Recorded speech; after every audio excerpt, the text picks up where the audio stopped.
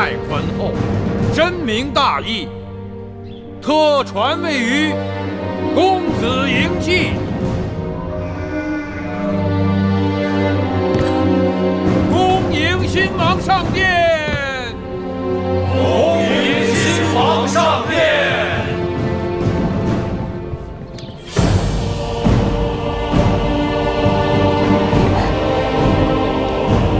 你们背着我捣鬼！你们疯了啊！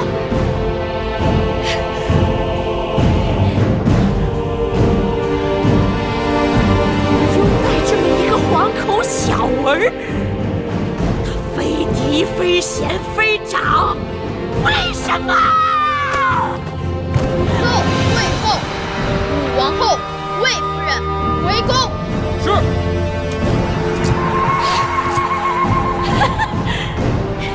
你们都睁眼看看他，他凭什么为王？我是帝后，非我认可，没有人有资格登基做大秦的君王。我等受先惠文王遗诏，拥戴公子季继位为王。甘相，你呢？说话呀！会后，大势已去，你还是回交房殿吧。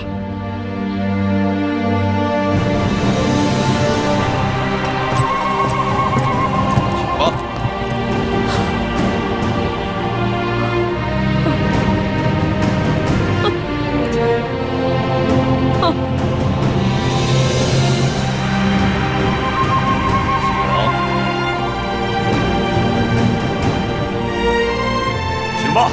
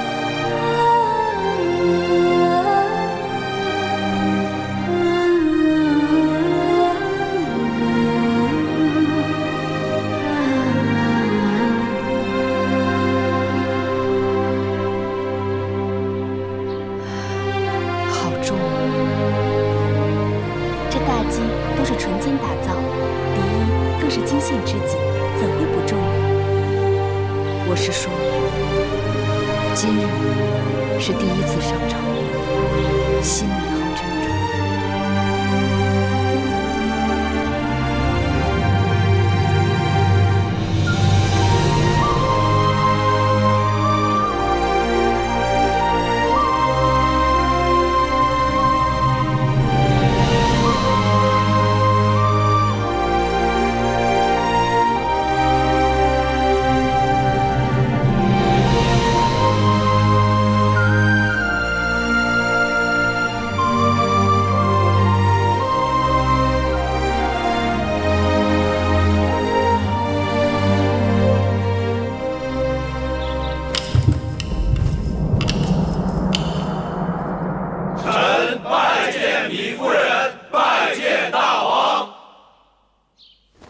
诸卿免礼。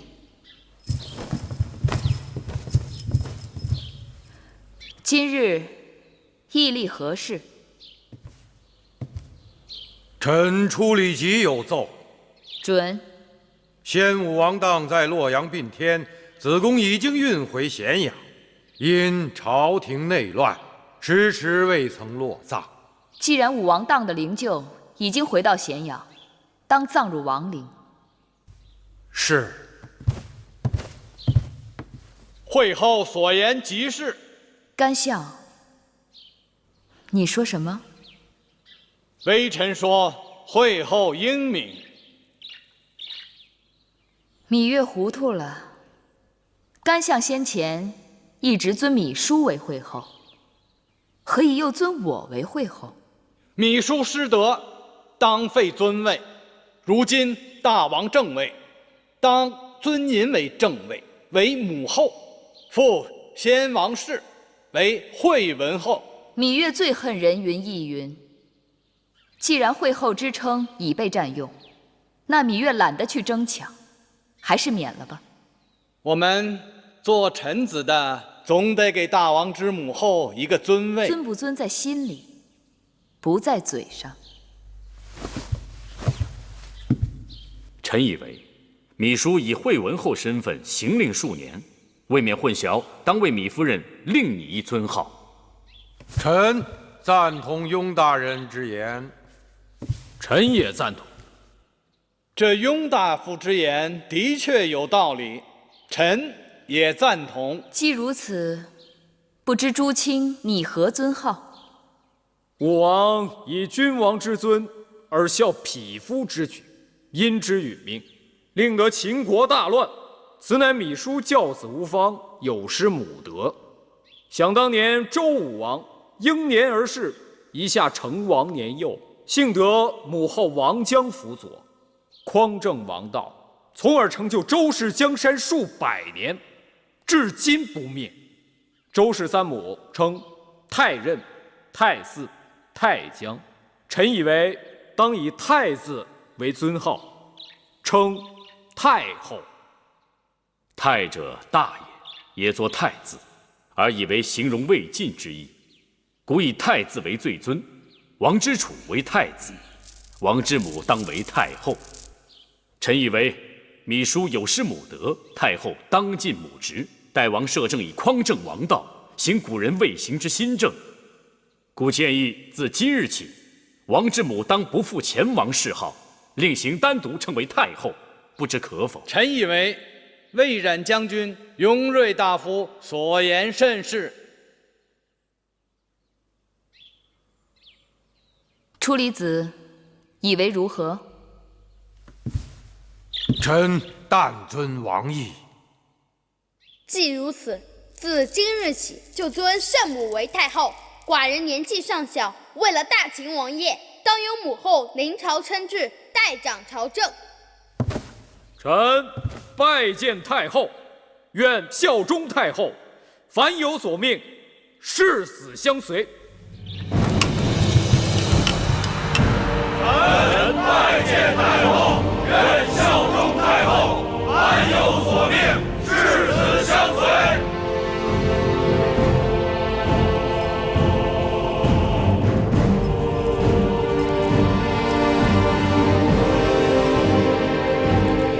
芈月愿与众卿携手，兴我大秦王业。兴我大秦王业，兴我大秦王业。公元前306年，在魏冉和初里吉等人的支持下，秦昭王嬴稷登基。因其年幼，其母芈月听政。自此开端，中国历史上有了第一个太后。芈月开始了长达41年的执政生涯，史称宣太后。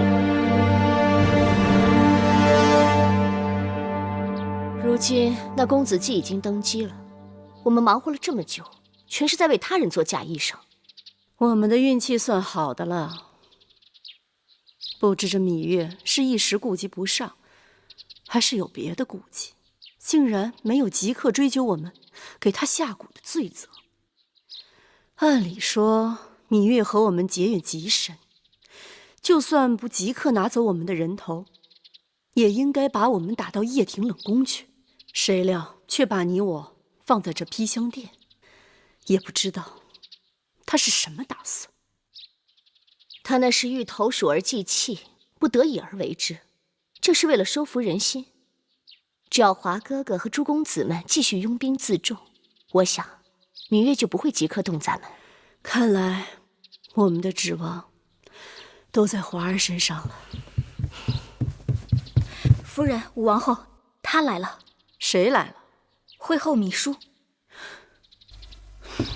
她来干什么？惠后来了。惠后可是宫里的老人了，莫非连规矩都不懂了？到我这儿横冲直撞的，也不事先通报一声。真是一场大梦。先前武王后怀胎10月，信誓旦旦说是荡儿的骨肉，原来只是儿戏。姑母，会后当真还惦记着那孩子呢。真是好笑。那这就是你的孙儿。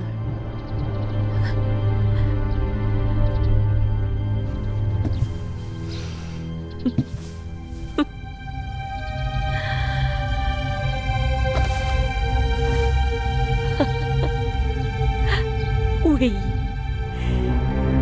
这就是你干的好事。好歹当儿是你的夫君。会后大王不在了，我跟姑母总得寻条活路吧。身孕也好，假孕也罢，可你们不能去害公子壮。我们哪里有害公子壮？我们只是派人把他送到华儿那儿去了。若不是你一心想独揽大权，硬要立公子壮为大王，还使尽手段想除掉我华儿，我们也不会出此下策。哼，你们自以为得计，到头来帮了谁？公子华吗？如今登基的是芈月的孩儿公子季，愚不可及。众臣们拥戴公子季登基，那也只是权宜之计。朝政未稳，人心未定，谁能保证就没有翻盘的机会？咸阳城外与朝堂对峙的10几个公子当中，最出色的就是我华儿。过些时日，这咸阳城还不知道是谁的天下。你只有一个公子华，而其他公子呢？别忘了，我才是先王后。先王所有的孩儿都是我的孩儿，宫中哪个公子要登基，那都得我首肯。更何况，这宫外边还有10几个想争夺王位的公子，我说立谁为王，谁就是王。嫡庶有别，即便你养育公子华30多年，也抵不过母后2字。你再托大，也托不过先王。公子季，他可是有先王遗诏的。大不过先王这话不假，可你怎知道那遗诏不是伪造的？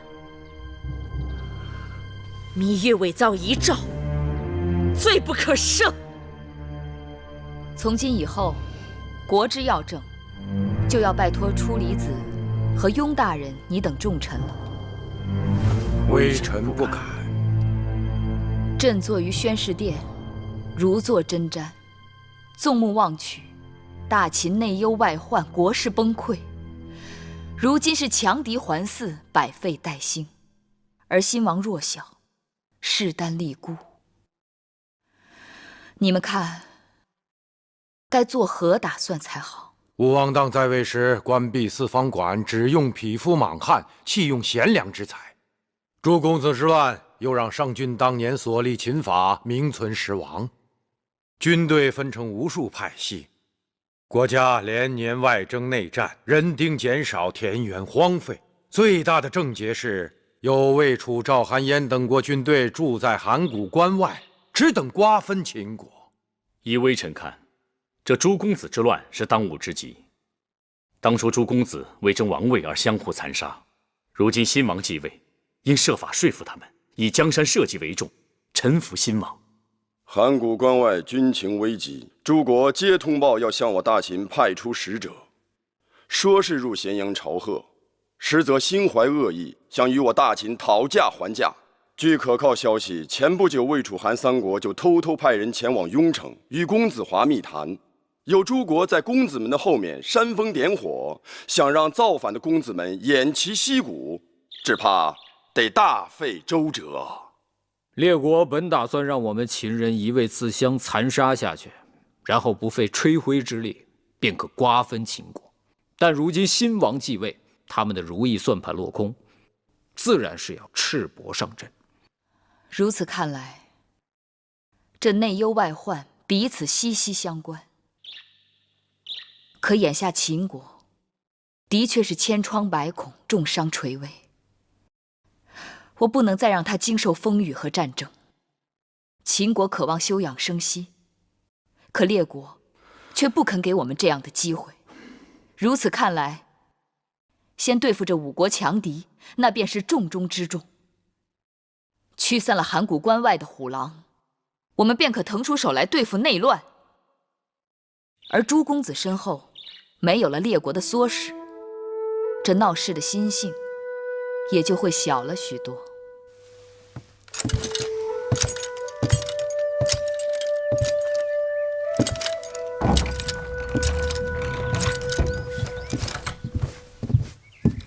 月儿，哎呀，你可回来了！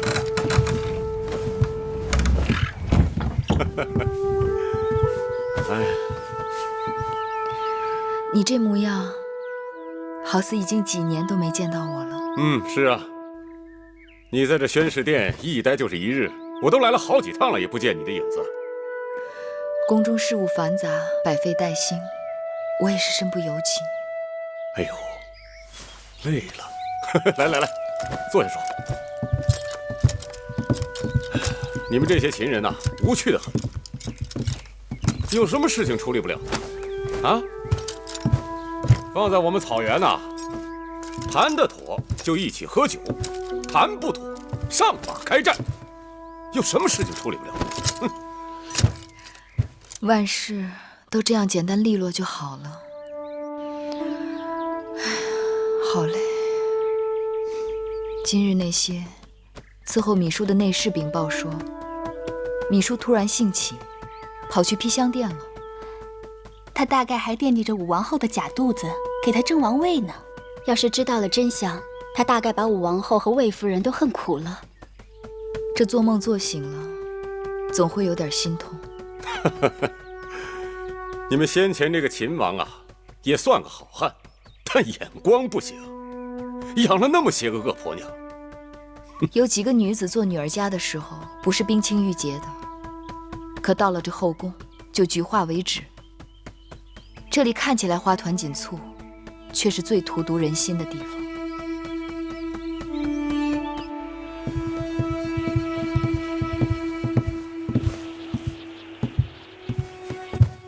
天寒地冻，膳房特地给惠后熬了些肉羹，望惠后保重身子。辛苦姑姑了。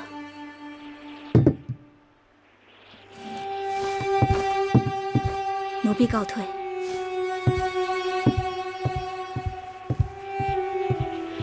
惠后，既然做了，那就吃点吧。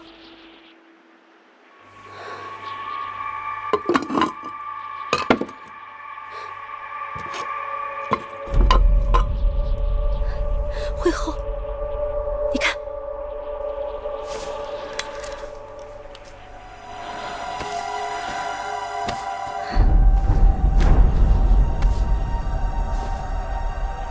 哼，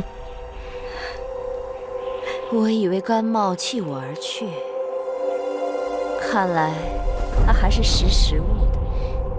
依婢子看，甘茂这人是脚踏2条船，楚离子等人在背后捣鬼，他从未事先对惠后提醒。公子季登基那日，他又临时倒戈，什么东西？臣子们的忠心是要有代价的。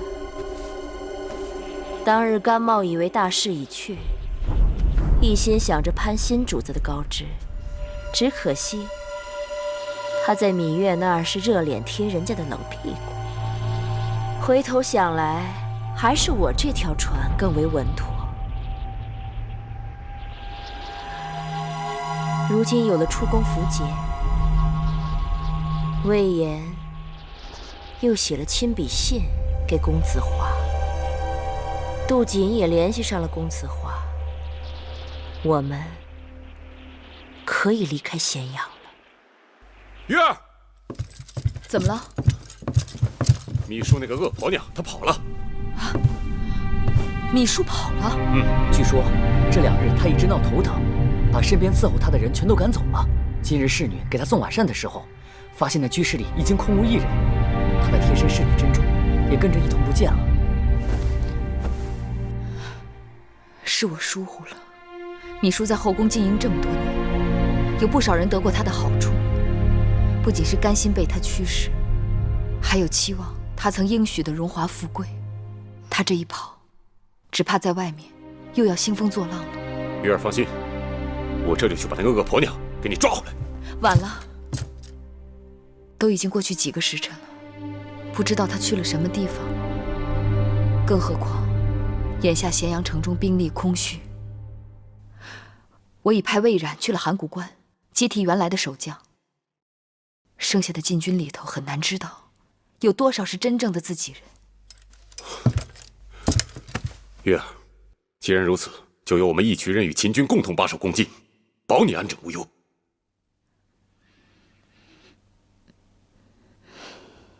待我请各国使臣前来咸阳议政。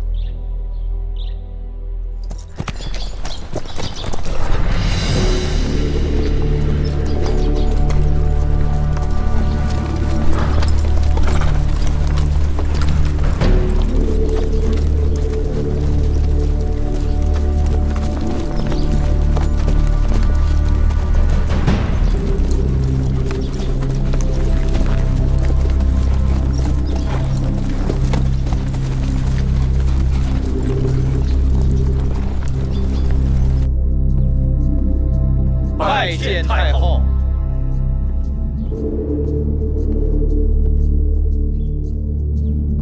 五国使臣已经进宫，既然他们对我秦国各有企图，只怕没有一个是好打发的。如何应对？诸卿可有高见？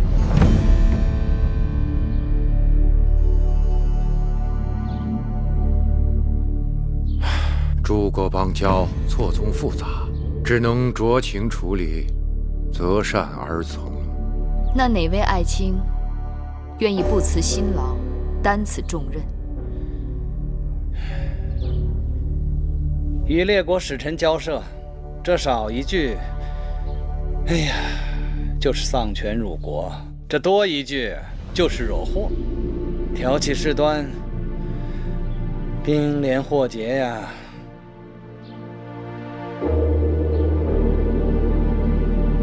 既然如此，那就由朕亲自出马了。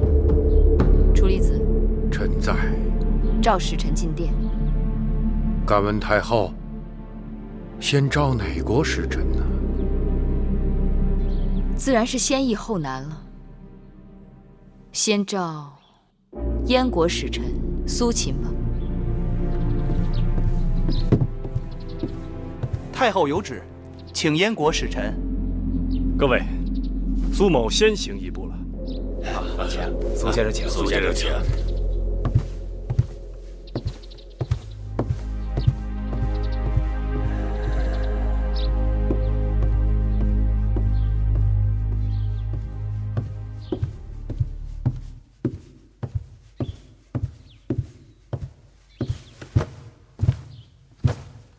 燕国使臣苏秦拜见太后。苏相不必多礼，请起。赐座。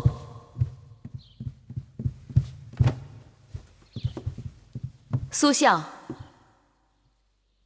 请上座。谢太后。议后可好？议后日夜牵挂母国，牵挂太后。燕国与秦国手足之交，何况当日在燕国，议后和苏子对芈月母子有救命之恩。太后言重了。苏秦乃是凭着良知做事，议后对太后还有秦王，更是出于骨肉之情啊。望苏相转告议后，芈月知恩图报。多年来，秦国与燕国一直交好。因子之之乱，燕王与齐国结下血仇。我有心助燕王一臂之力。待大秦局面稳定，朕打算派人出使，说服诸侯协助燕国讨伐恶秦。谢太后。多年来，齐国一直对燕国怀有吞并之心，只要燕秦首先结盟，并与诸国结盟立约，共同讨伐齐国，定能一举而全功啊！苏相说的极是，只要我芈月在大秦一日，就绝不会食言。多谢太后。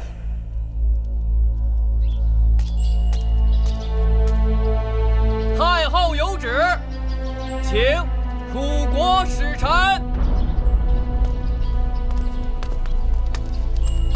哦，哎呦，苏相，晋大夫，这是秦国太后写于我国议后的信。苏相，是要撤兵了吗？议后挂心芈夫人公子季的周全，让苏秦率部函谷关外候命。如今公子季已经成了秦王，芈夫人成了太后，苏秦自当回朝消灭。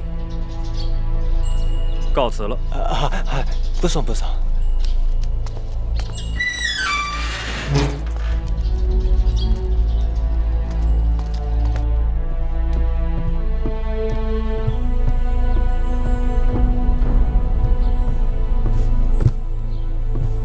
外臣晋上拜见太后。晋大夫何须多礼，赐座。晋大夫，请上座。谢太后。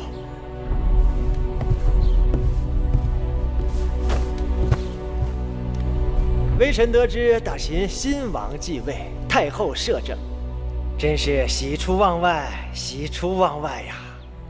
太后原是我楚国公主，所以但有所命，我大楚必当全力以赴相助太后。我虽登大位，但内忧外患日夜不宁。如今见到了娘家人的面，得到了母国的承诺，我这颗心终于是放下来了。木心是。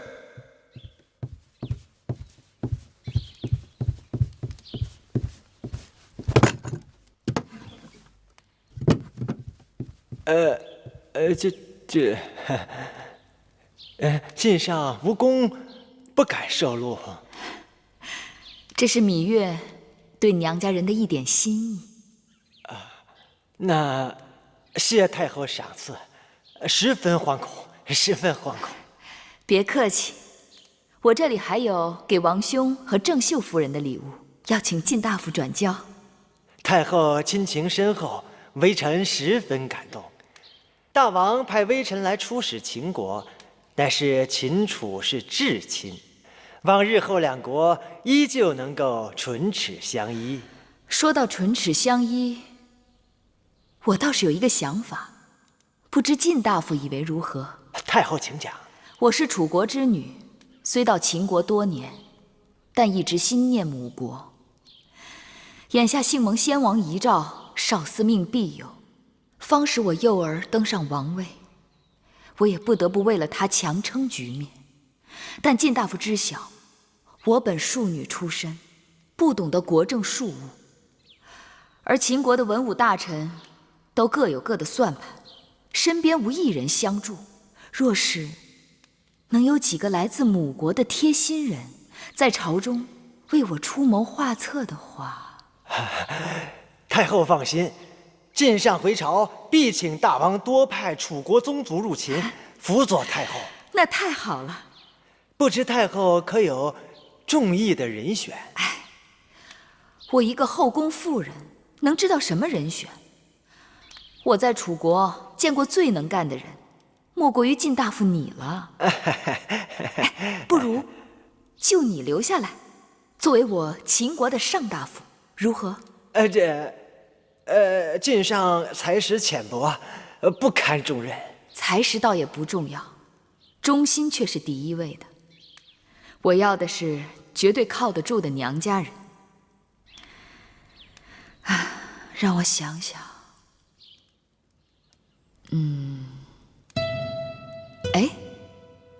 大王的幼弟芈戎在楚国无所事事，不如就让他过来帮我。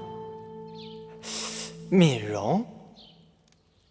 对，闵荣将军那是文韬武略，由他来辅佐太后，那真是再好不过了。晋大夫果然是能臣，须臾间便帮我解了难题。芈月理当给予重报。太后情意深重，让微臣突然间有了一个念头，不知太后意下如何？晋大夫请说。自古以来，两国联盟最好不过联姻。我楚王现有一个幼女，是赵美人所生，长得那是闭月羞花，正好与秦王相配为夫妻。甚好。方才我还在想，先会文王遗下一位小公主，我意欲嫁给楚国公子。妙，真妙，两个亲事一块办，亲上加亲。那秦公主许配给太子恒如何？太后，如今太子恒不得大王欢心，南后郑袖有意让公子兰成为储君。如果太后把秦国公主许配给公子兰，那南后郑袖必定投桃报李，感恩太后。那如此，秦楚两国患而兵开，一切就有劳晋大夫了。哎呀，怎么，晋大夫有难言之隐？太后啊，此次楚国劳师远行，虽然太后有礼物赠予大王与夫人，可是对手下那些将士们总得有个交代呀。况且我临行之前，老令尹有话在先，不得上庸城，不许办事。所以，太后，您看，这容易。秦楚两国若能结亲，那就让上庸城作为我秦国公主的嫁妆，陪送于楚国，如何？太后英明。太后放心，您交代的事儿，微臣一定办好。那告辞了。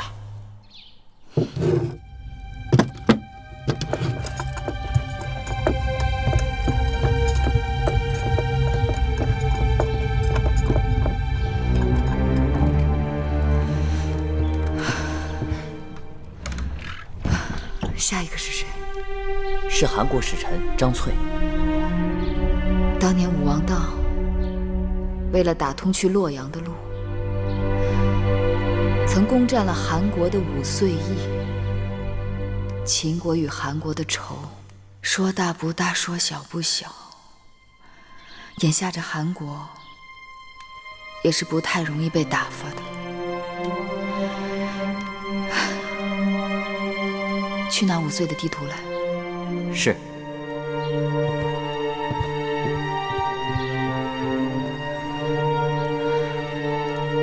哎呀，已经过去2个时辰了，也不知前面到底结果如何了。哎，是啊。哎呀，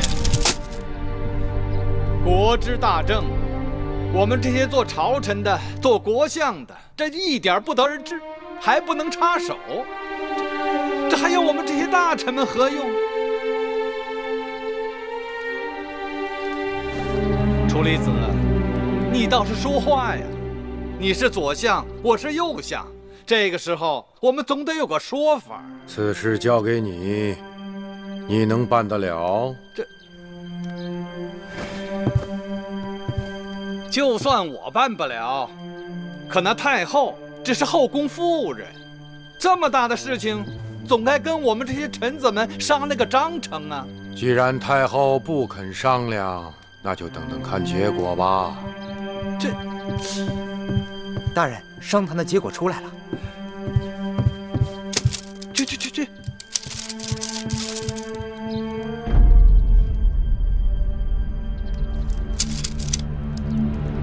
不好了，竟然会是这样！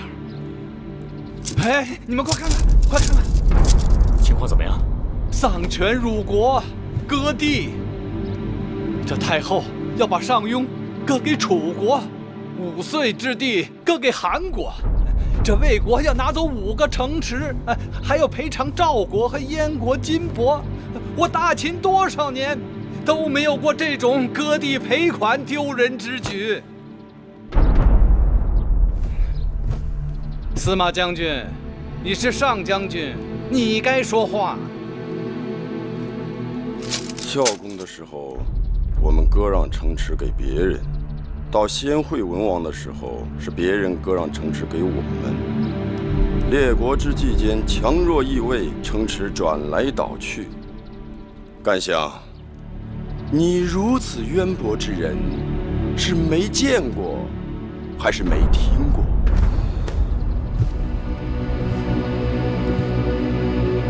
你身为武将，竟然说出这种话来，你羞也不羞？我为何而羞？干相，前一阵魏冉曾带人在函谷关与韩魏2国拼死苦战，秦国将士已损失10之7八。这次若与5国交涉失败，诸国定会群起而攻之。你若手中还有兵马、粮草、武器，就赶紧发给我们，我等即刻就去边关与敌国决一死战。这司马将军是未战先怯呀！我甘茂吃的是朝廷俸禄，得的是大王恩惠，为了这大秦江山，哪怕是孤身涉险，也在所不惜。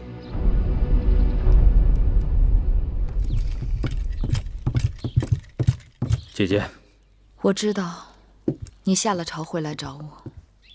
姐姐，今日诸臣在朝中众说纷纭，莫衷一是，倒也在意料之中。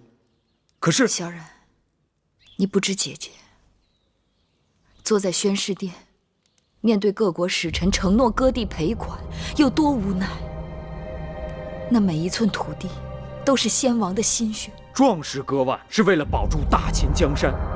可小冉不明白，姐姐为何对晋上那种卑鄙小人还处处迁就，听由他指手画脚，竟然应下与楚国的联姻。你还记不记得老子上说过的一句话：将欲夺之，必固与之；将欲灭之，必先学之。姐姐的意思啊？5国打上门来，楚国是领头之人，群狼环伺，晋上便是那恶狼群中最贪婪的一只狼。群狼不好对付，但独狼并不可怕。只要把篮子里的肉扔给他们，待他们散去了，我再一个一个好好收拾他们。更何况，眼下楚国情形特别不同，米荣在他们手中，我时时感到要被要挟，一定要先稳住他们，争取早日让荣帝归来。小冉目光短浅，误会姐姐了。姐姐倒不怕自己人误会，怕的是有些人要趁机蠢蠢欲动，挑起事端。姐姐放心，有小冉在，绝不会让那些人兴妖作怪。得让人看紧那个甘茂，他最近四处奔走，忙得很。另外，我还有些担心初离子。既然5国已经派了使者来跟秦国谈条件，不知芈月会把我们当何种筹码来跟魏国交涉？这芈月虽然诡计多端，但父王派来了公子无忌。这公子无忌可是魏国第一贤才，我相信他一定会想出一个万全之策来解救姑母和仪儿的。芈姝已经拿着我的书信去了雍城，他若真肯立华儿为王，华儿也定能帮他返回咸阳宫。华儿是我们的赌注，也是魏国的赌注，因为华儿那公子无忌不会将我们弃之不顾的。夫人，怎么样？见到公子无忌了？见到了，我告诉他，夫人和武王后都日日思念母国和魏王。公子无忌回答我，魏王也十分思念夫人和武王后呢。还说什么了？当时人多眼杂的，也没能与公子多说话。好，他能知道我们的心思就好了。托姑母的福，说不定我们即刻就有出头之日了呢。太后到。他怎么亲自来了？照照镜子，就算她当了太后，气度上也不能输给她。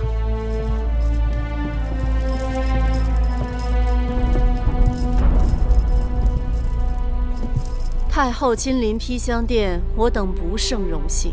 魏夫人、武王后免礼。谢太后。昨日我见了魏夫人的贤侄信陵君魏无忌，我们相谈甚欢。魏秦两国已经偃旗息鼓，重归于好。我想这等好消息，当由我亲自来告诉你们，这心里头才踏实。太后不管说什么，我都心里有数。那就最好。魏国拿走秦国5座城池，公子无忌向我承诺，即日起从函谷关撤兵，但是却向我提出了另一个条件，他希望能够奉迎武王后回国。还有呢？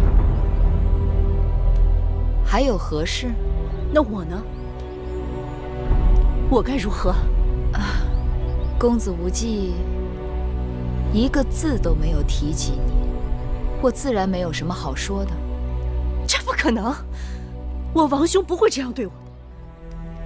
我这一生为了魏国付出了那么多，我为了魏国失去了先王的宠爱，我让秦国有了一个魏国的王后。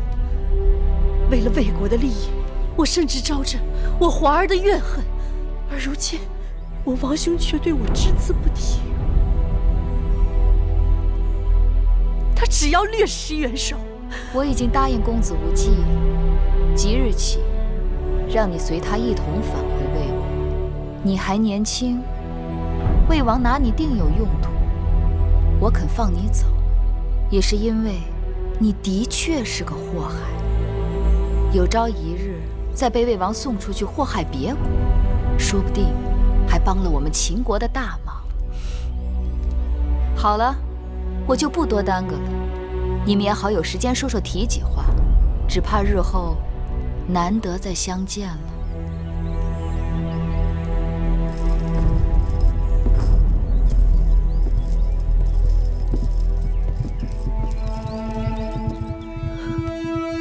姑母，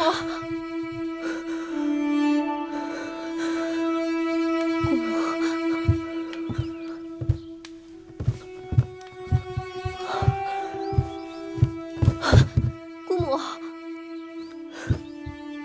他们自然不会想起我的。你看，我都老了，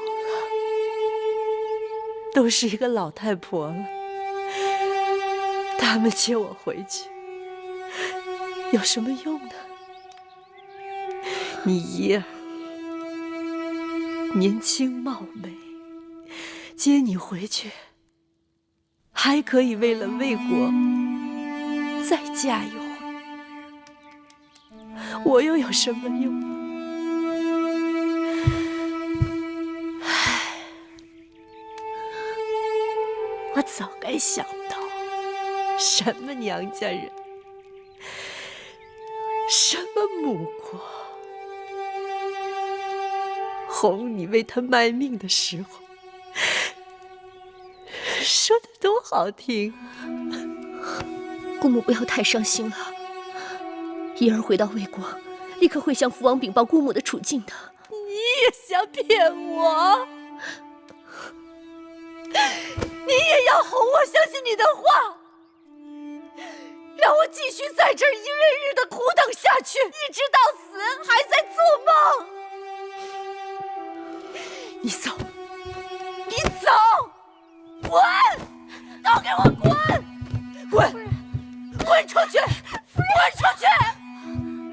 我告诉你们，我不怕，我什么都不怕，我有华儿。我等着华儿带着卢布仪仗来接我出披香殿，我看着他戴上冠冕，登上王位。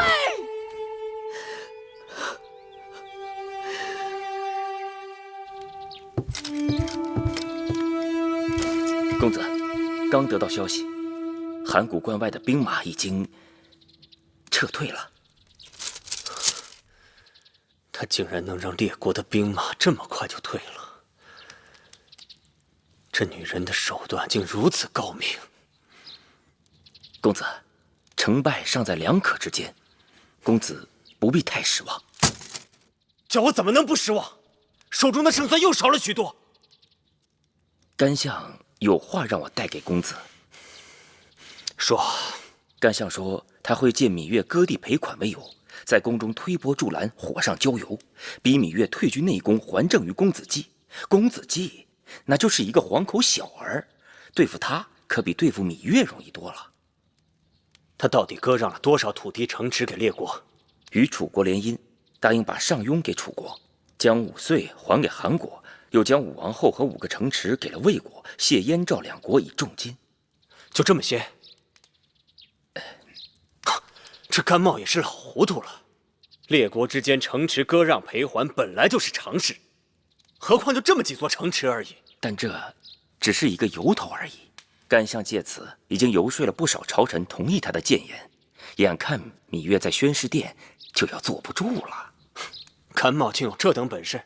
非也，眼下是那些重臣们每日对着一个妇人跪拜臣服，俯首听命，而这个妇人刚愎自用，一意孤行，大家实在是痛苦难挨呀。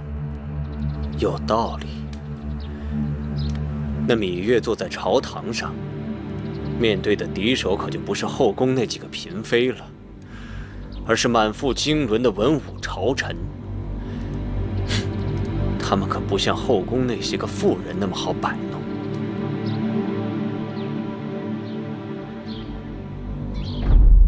大王在上，臣骨鲠在喉，不吐不快。割地赔款，实乃丧权辱国之举。臣以为，太后如此行事，误国误民，臣等再不能奉诏了。臣请太后退居内宫，还政于大王。臣恳请太后退居内宫，还政于大王。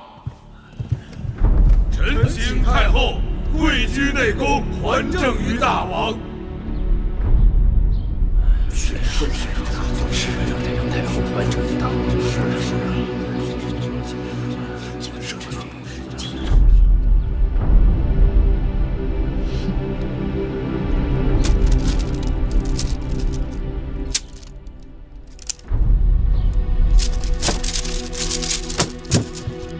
干相自己看看，这是什么？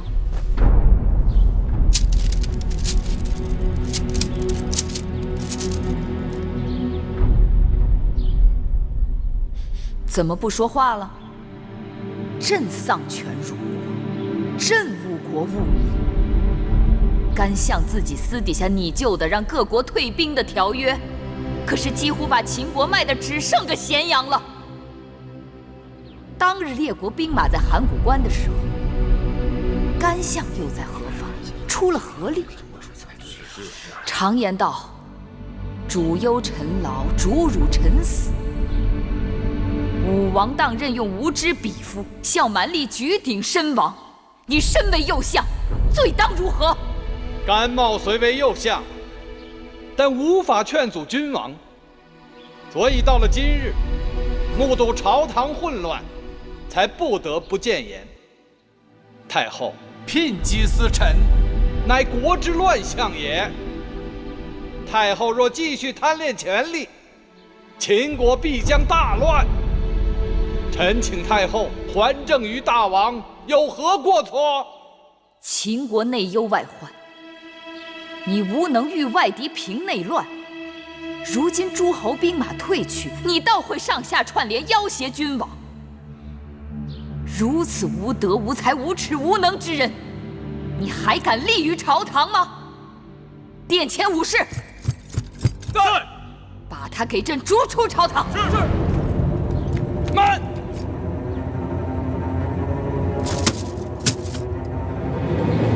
太后指臣无能，臣也不敢再居相位，就此请辞。至于驱逐，臣自会自己离开，不用烦劳武士。但太后如此顷刻慢事，羞辱臣功。今日甘冒离开，不知来日这宣示殿上还有何人可以立于此？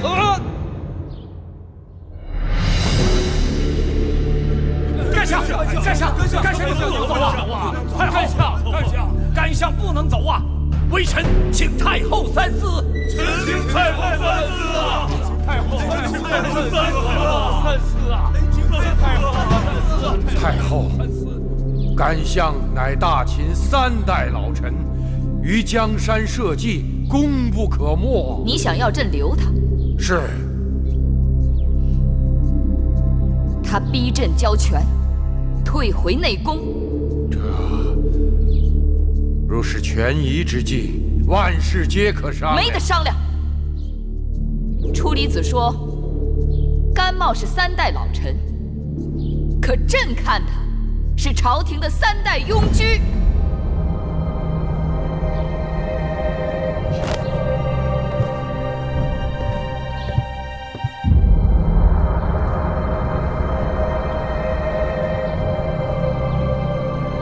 芈月立于此地，向天地诸神起誓，只要芈月在宣示殿1日，便要保内乱平息，保师弟重回我疆土，保大秦再次扬威。谁若自认为比芈月做得更好，那便站出来，朕自行退后。若是做不到，诸君公卿大夫堂堂男儿，就不要再学长舌妇之行径，退朝。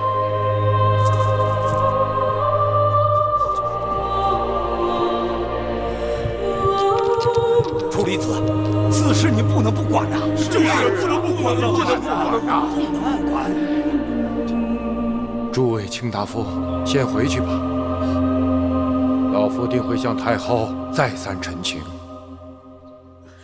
这真是这样的。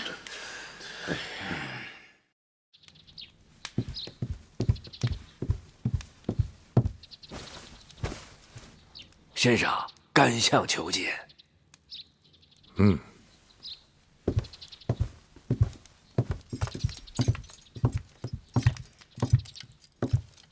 甘相不敢当，初离子。前日甘某已经辞官，不做右相了，不敢当这一声甘相之称。别这样说，甘相请坐。老夫正在上书太后，尽力说服太后挽留甘相。甘茂本是才疏学浅之人，蒙惠文王、武王2位君王的恩宠，拜以右相之位，与国事相托。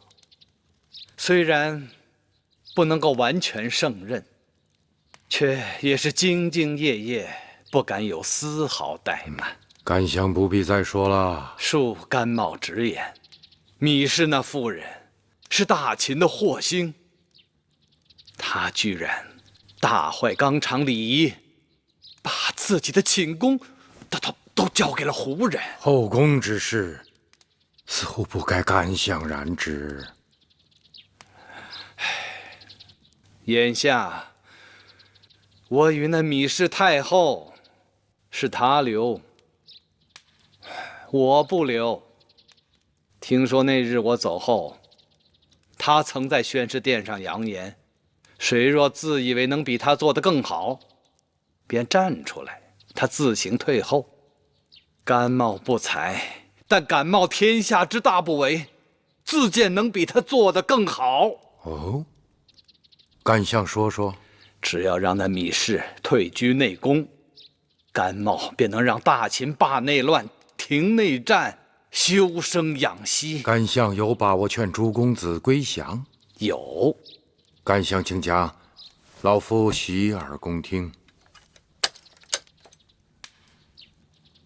停新政，恢复旧法。只要将诸公子们目前所占有的土地作为封地，赐给他们永久所有。答应爵位可以世袭，并绝不在秦国设立郡县。实行周天子之法，我愿意四处奔波，说服诸公子上表称臣。如此破玉为残，把秦国让诸公子们瓜分成大小碎片，那先王和太后对将士们的承诺岂不落空？君行志，臣行义。我们身为臣子的，为君王效命，受君王封赏，乃是公平交易。君王为社稷着想，臣子们要为自己的家族考量。有些时候，君王让些权益给臣子们也是应该的。在下不敢苟同。秦国为了实行商君新政，毅然牺牲良多。如果废除新法，恢复旧制，那以前的牺牲将付之东流，大秦对列国的优势也将丧失殆尽。难道你真认为秦国对列国有优势可言吗？列国征战数百年，却齐心协力3番2次联兵函谷关下。除了秦国之外，还有哪个国家能让其他各国这样斩断夙愿而进行围剿？因为秦国搞的是秦法新政，他打破了列国数百年虽有征战，但实力基本伯仲之间的平衡。没有人能够容忍异端邪说国家的强大，所以必欲除之而后快。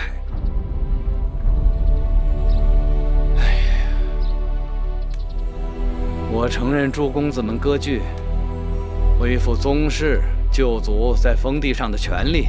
秦国的确看上去是失去了对列国的优势，但正是这样，才能得到列国的认可，才能得到卿士们的归顺。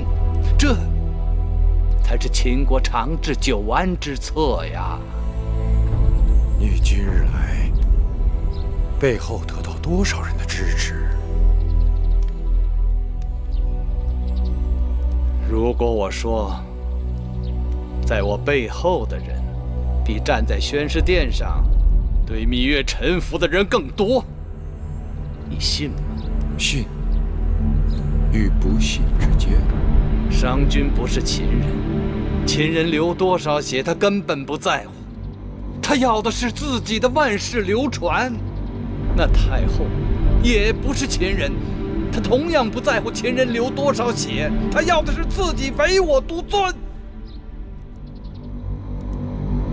可支持我的人，却是世世代代生活在这片土地上的秦人，曾经祖祖辈辈为这片土地抛头洒血，他们才是能够决定这片土地上应该何去何从的人。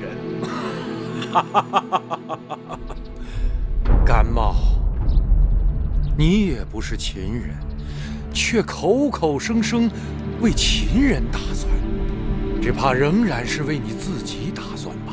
楚离子啊，我是楚人，但多年来，我一直把秦国看作自己的母国，对大秦的忠诚日月可见。你走吧。你说什么？诸国之中，只有我秦国建国的时间最短，其他诸国已立国之时，我们的先人还在牧马。直到周氏东迁，我们在狄戎人手中一分一毫的血战，才有了今日的国土。如果没有穆公任用百里奚与蹇叔，没有我父王任用商鞅，我王兄任用公孙衍、张仪，如果仅仅靠那些躺在功劳簿上享受先人余荫的老秦人，那大秦早就灰飞烟灭了。眼下秦国危机重重，我的王侄嬴稷以他的母亲芈氏摄政，才让秦国在内乱外患中觅得一线生机。秦国的未来是要靠明君和贤臣决定的。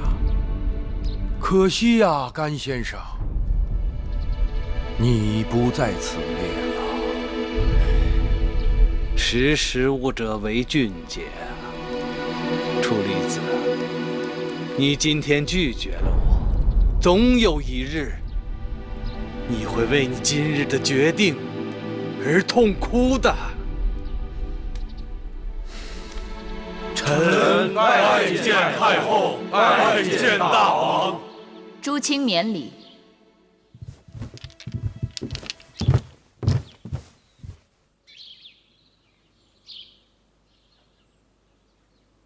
今日早朝，这大殿好像空旷得很。禀太后，这几日臣子当中，有不少人抱恙告假了。哦，朕并未听说这咸阳城里发了瘟疫，这么多人一下子都病倒了，难免叫人担心呢。楚离子，在。你让太医院的太医逐个到这些个病了的朝臣府上去诊治。朕估计有些人得的都是难以治愈的心病。既然如此，那就让他们在家中安心休养，不在其位，不谋其职，不尽其责。我看他们就再也不必到这宣示殿来劳心劳神了。太后圣明！太后圣明！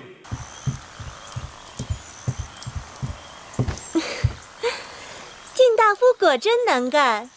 大王，你看他从秦国带回来这些珠宝，真是样样都好。寡人心里清楚，此番少不了你的功劳。大王过奖了。那秦国太后与大王乃兄妹至亲，若不是他想倚仗大王的英武，急需大王帮衬他，怎会如此的谦卑？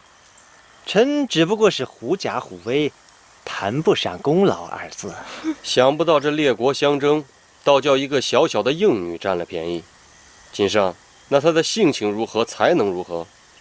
只不过是一个见识浅陋、胆小无知的妇人罢了。什么主意都要臣帮着拿。臣一说联姻，他马上说亲上加亲；臣一说上庸城，他连眼都不眨，就答应把上庸城送给公主做嫁妆，简直是糊涂愚昧至极呀！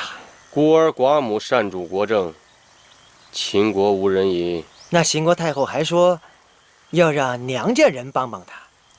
娘家人？是啊，他说大王有一个幼弟叫闵荣，在楚国一无所成，不如派过去辅佐他。好啊，这个闵荣确是个无用之人，留在这里有朝一日寡人还要分封于他，能去秦国最好不过。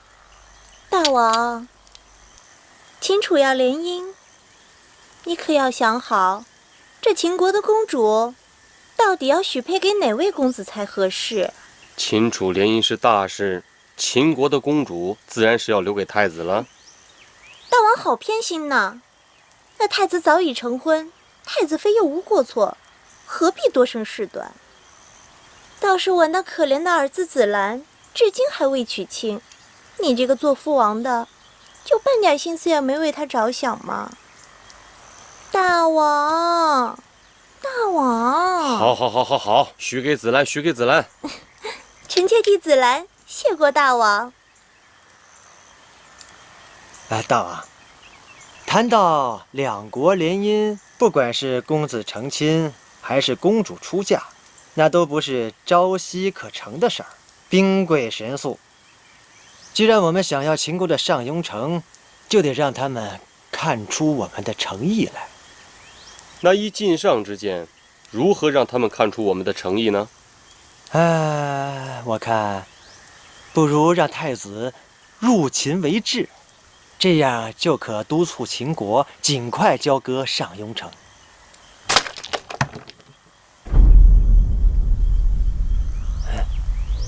晋大夫真是老成谋国呀！大王，这机不可失，时不再来呀！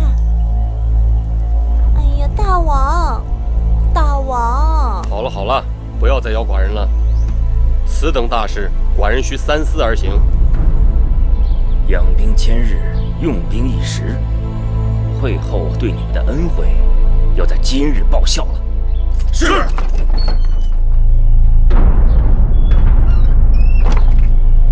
文豪将军，这位是禁军统领蒙敖将军。蒙将军，杜将军，咱们事先说好了，今日他们几个装扮禁军，带他们进宫，只是挟持住太后，逼他退位还政于大王，并请回甘相。一切不可莽撞行事，更不可伤人。那是，蒙敖将军，只管放心。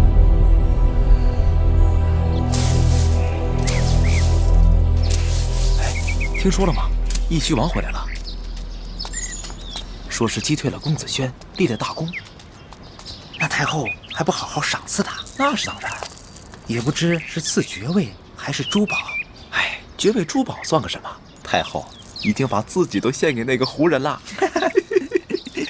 大胆！寡人最恨干活偷奸耍滑的人，罚你们把铜饮的水喝干净，若有一滴残留，就割了你们的舌头。是大王。走。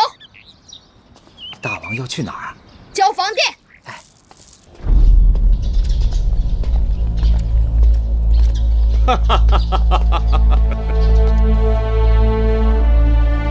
上次在朝堂上，我只说了句让他们在家中安心养病的话，那些个朝臣们一个个竟然病全都好了。看来有的时候我的医术比那些太医院的太医还要高。哎，前些日子我们给继儿和义渠君做的2件新衣放到哪儿去了？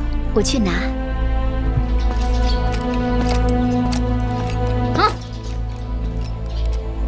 你来这干什么？听说最近朝堂上有人闹事，你母亲呢？义渠君见了寡人，怎么不跪拜行礼？还挺像个大人。小子，这剑可锋利得很，不是你能玩的，小心伤着你。快进去，告诉你母后，我来了。你听着，这是咸阳，不是你们义渠。既然到了咸阳，就要遵循大秦的国法。外臣要入朝就要奏请，得到批准才能进宫。更何况你要进的是我母后的寝宫。我要偏进呢。问问我的剑，就凭你啊！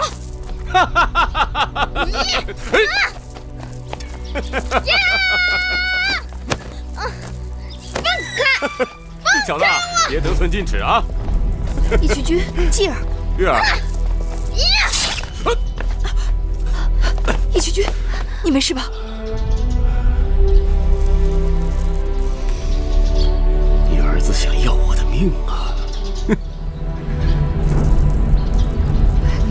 这定是误会。你看见了，这流的可是血！义渠君，母后，母后。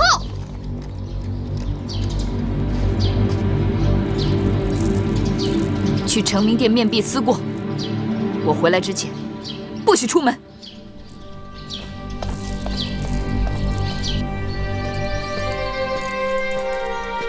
义渠君，义渠君，义渠君，疼啊！弄疼你了。让我看看。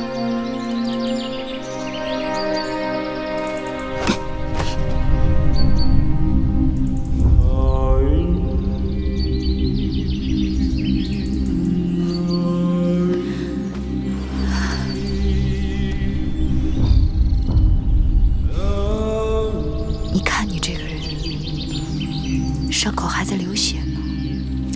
你还知道关心我？我以为你这个太后早就把我忘了。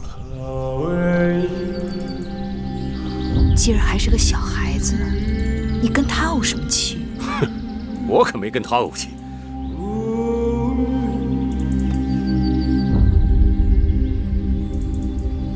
我是跟你怄气呢。行，就算是我错了，也让我先给你包好伤口再说。你还管我干什么呢？你让我死了算了。就你这点事儿，想死没有那么容易。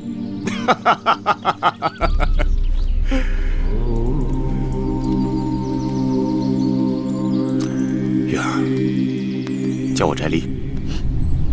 我知道你叫翟丽。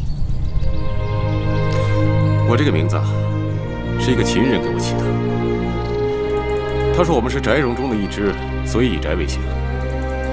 你知道吗？我这个义渠的名字译成你们的意思，就是黑马驹子的意思。他说黑马就叫离。黑马驹子？对啊，我出生那会儿，马厩里刚好也生了一匹黑马，所以我母亲就给我起了这个名字。你眼下也是匹黑马驹子，而且是匹野马，一点小事就反倔脾气。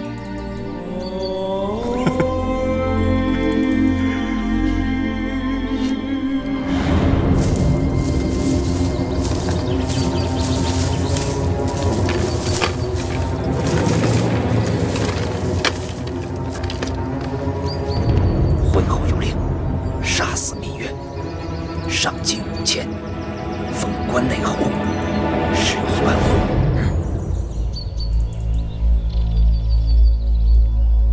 别叫我义渠君了，叫我的名字。翟丽，黑马驹子。对，再叫黑马驹子。大点声。黑马驹子。再叫黑马驹子。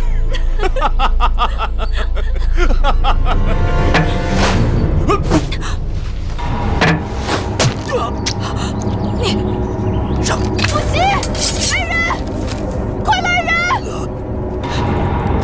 抓刺客，保护太后！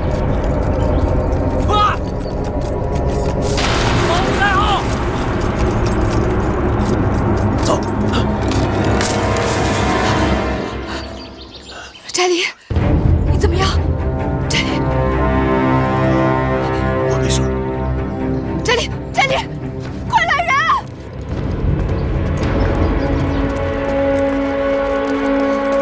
大人，太后如何？太后无恙，但是义渠君受了重伤，太医已经赶到了，正在给他疗伤呢。宫里怎么发生这种事？那些杀手都穿着禁军的衣裳，这事儿肯定跟禁军有关。如今掌管禁军的首领该是蒙敖将军。正是。把蒙敖给我抓起来！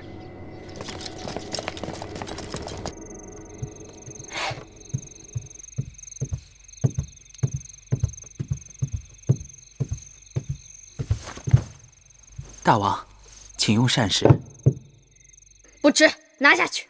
大王，饮食有序，不食伤身呐。多事。我母后回来没有？我问你，我母后回来没有？哦，刚回来。我去找母后。大王，你还是别去了。怎么了？太后在宫内遇上了刺客，幸亏义渠君替太后挡了一剑，但义渠君却身受重伤。他死了吗？没有，只是如今他住进了哪了？住进了太后的寝宫。什么？大王，您别去！太后让您在承明殿面壁思过，她还没允准您出去，您不能出去啊！他算什么东西？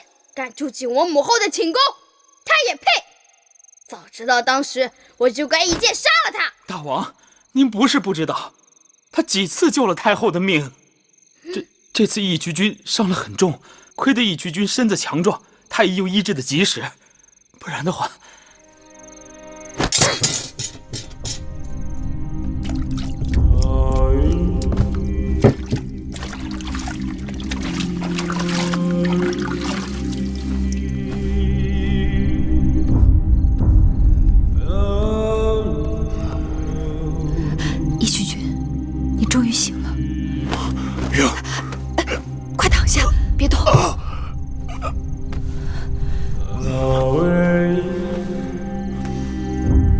的伤，太医已经处理过了，没有大碍，放心吧。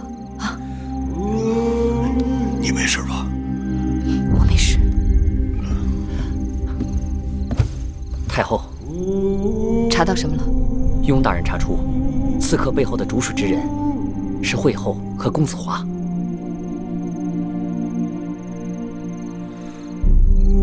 他们怎么会进得了秦宫？是禁军中有人做内应带他们入的宫。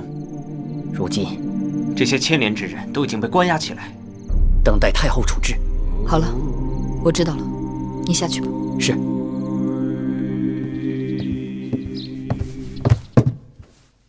惠后，公子，微臣惭愧，没有杀掉芈月，只是重伤了那义渠人。怎么老是失手啊？那个义渠君多次坏我大事，早能除掉他就好了。蒙敖和手下被抓，禁军人心动荡，也说不定咸阳会出乱子。如此说来，虽未刺杀芈月成功，但若能酿起兵变，倒也是桩好事。母后，你看呢？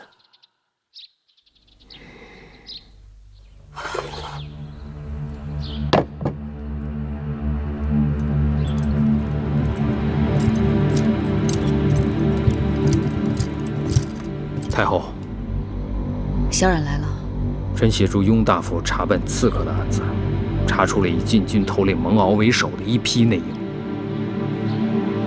蒙敖？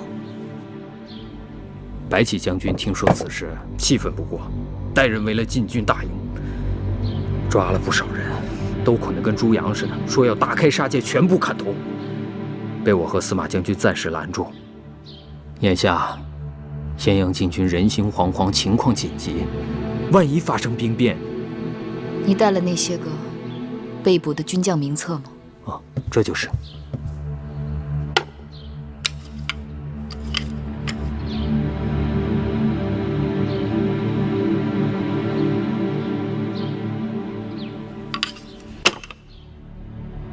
传我的话，召集守卫秦宫的禁军将士，到宣誓殿前聚合。我要训诫。可是太后，怎么？您前几日刚刚遇上刺客，眼下这禁军里头一定还有谋反者。禁军当中肯定还有勾结诸公子之人，但不会整个禁军都靠不住。鼠辈只敢暗中下手，而整个禁军军事列阵，5人为一伍，5伍为一两，4两为一族，5族为一旅，5旅为一师，5师为一军。每个人周围都是4个人看着，任何人有一点异动，都逃不过别人的眼睛。想在禁军当中行刺，除非他是疯了，或者是急着自寻死路，所以用不着担心。是。拜见太后！拜见太后！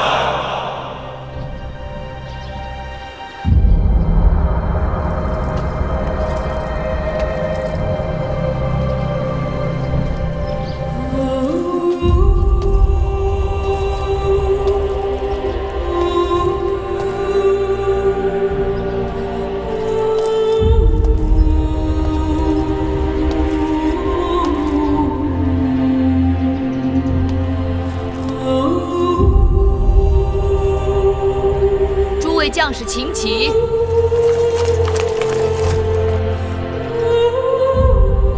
把他们解开。太后，解开。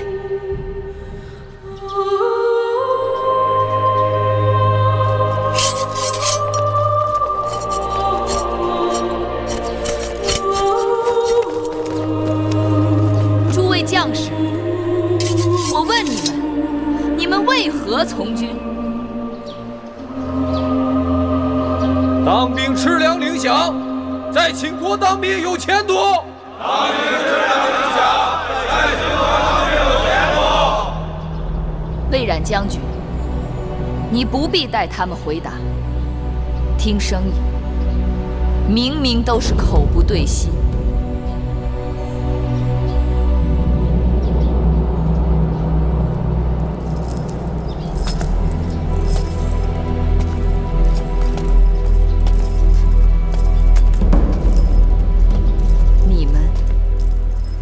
什么要造反？让你还位于大王，请回甘巷，与诸公子罢兵。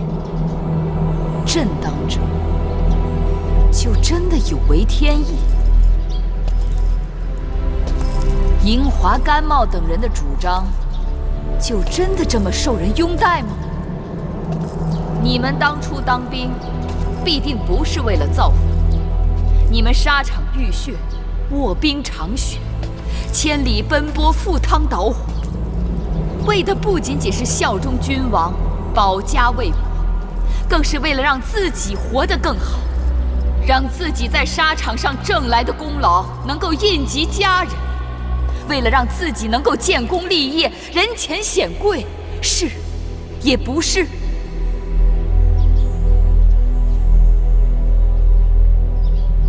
今日站在这里的，都是大秦的佼佼者，你们是大秦的荣光，是大秦的倚仗，是也不是？是。我大秦曾经被人称为虎狼之师，令列国闻风丧胆。可就在前不久，五国陈兵函谷关外，可我们却束手无策，任人勒索宰割，这是为什么？我们的虎狼之师呢？我们的王军将士呢？都去哪儿了？大秦的将士曾经是大秦的荣光，可如今却是大秦的耻辱。当敌人兵临城下的时候，你们不曾迎敌为国而战，却在王位相争中自相残杀，这就是你们的作为。曾经商君之法约定，只有军功才可授爵，无军功者不得授爵，有功者显荣，无功者虽复无所荣华。可有些人就是不愿意遵商法，要恢复旧制，所以派人来杀我。你们也不情愿，也不想实行新法，是吗？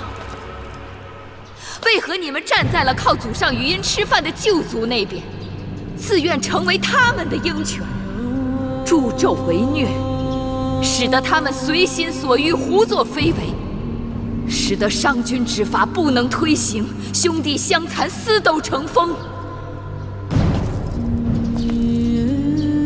你们的忠诚不献给能够为你们提供公平、军功、荣耀的君王，却给了那些对你们作威作福、只能赏给你们残渣剩饭的旧族们，是吗？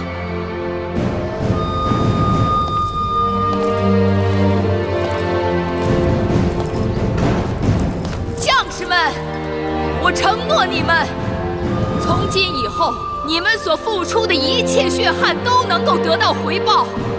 任何人触犯秦法，都将受到惩处。秦国的一切将是属于你们和你们儿女的。今日我们在秦国推行这样的律例，他日天下就都有可能去推行这样的律例。你们有多少努力，就有多少回报。你们可以成为公士，为上造，为部更，为左庶长，为右庶长，为少上造，为大上造，为关内侯，甚至为彻侯，10亿万户。你们敢不敢去争取？能不能做到？我们能，我们敢，我们做得到，我们能，我们做得到，我们敢，我们能，我们做得到。太好，太好，太好，太好，太好，太好，太好，太好，太好，太好，太好，太好，太好，太好！臣有罪，请治臣的罪。请治臣的罪。你们有罪，但你们敢于认罪，你们个个都是勇士。我此刻不治你们的罪，我要你们去平定内乱，去沙场上将功折罪，做得到吗？臣做得到，臣做得到。我们敢，我们能，我们做。